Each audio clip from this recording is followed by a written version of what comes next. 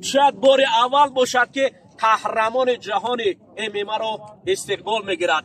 در همین شب انکترش در تاریکی شب ولی روشنی نشان همین پهلوانانی که پهلوی من هستند دست پروران فدراسیون تجمع میگویند که از قهرمانی جهان صحیفه زرین را بازگشایی کردند.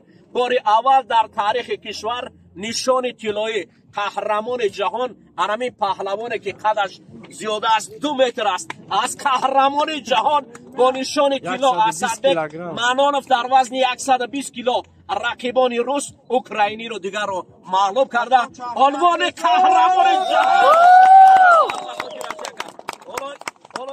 این دیگر نفران هستند. در مجموع 3 نشان نقره، 3 برنجی، 1 نشان طلایی منتخب جمهوری تاجیکستان را در مقام 3 یا 4 یعنی دست پروران تجمع این نوبت توانستند که از قهرمان جهانی که زیاده از 500 ورزشکار بود 60 کشور عالم شرکت داشت همین جوانان به خاطرشون بیاید یک کفکوبی صمیمی بکنیم. ما همیشه در دل شب هم باشد مردم بیدار است. همین فرودگاه جمع اومدن. من باوری دارم که شعار یگانه فدراسیون و تاجیکستان این است که با یک صدا در قلب شب آواز میکنیم تاجیکستان یک کفکوبی صمیمی به خاطر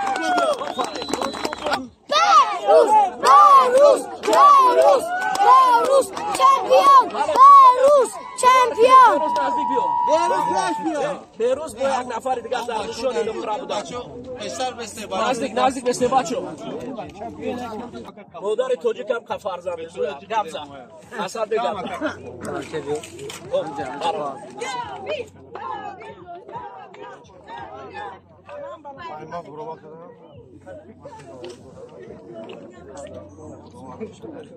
چند رقیب رو مغلوب کرد؟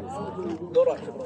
من جای توجیه دیدم در 2 رقیب از جنگ از موریبات دست کشید. ببینید که توجیه من دیدم که حتی دوارون در راوند دیدیم رقابت رومان کردن و میتوانست که در راوند یکم شما جام بس کنید و اون چگونه بود که دو کاراته قهرمان جهان شما شکست دادید؟ توجیه دوارون در اونجا هم کاری خود را کردن ولی برای ما قهرمان است. بیروجون گپ زد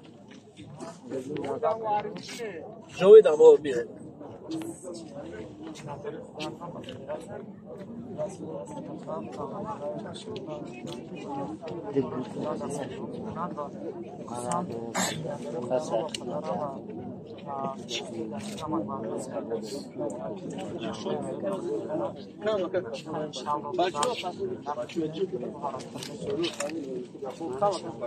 منوچهر دور نرم منوچهر هم نزدیک بیو منوچهر